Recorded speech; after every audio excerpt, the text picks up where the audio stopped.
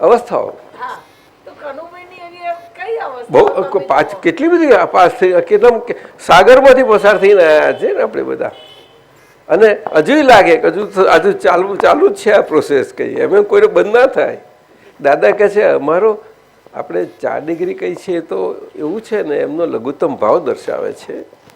શું આપણા માટે પૂરા જ છે, પરંતુ એમાં સમજવાનું છે આ કાળમાં. દાદા પોતે પોતાને કહે છે અમારી પણ જ્યારે છેલ્લી ભૂલ દેખાશે ત્યાં સુધી અમે પણ આજ્ઞાધીન અને તમે પણ આજ્ઞાધીન. હવે આટલું બધું કહે દાદા, એટલું ના સમજવું જોઈએ આપણે સમજવું ના જોઈએ. કઈ વસ્તુ આપણને મોટા બનાવી દે ક્યાં એમાં? એટલે માર ખાય છે પણ માણસને ખબર નથી પડતી. આ તકલીફ થાય છે મોટી. માર પડે છે પણ નથી ખ્યાલ આવતો. સમજાયું? અને દાદા અહીંયા જ કહ્યું કે પોતે માર ખાય છે ખબર પડે તો બહુ મોટું જ્ઞાન કહેવાય. શું કહ્યું? અંદરથી. હા, અંદર ઝીણામાંથી એવો તેટલા મારો હોય છે બધા, પણ પકડાવા જોઈએ બધા.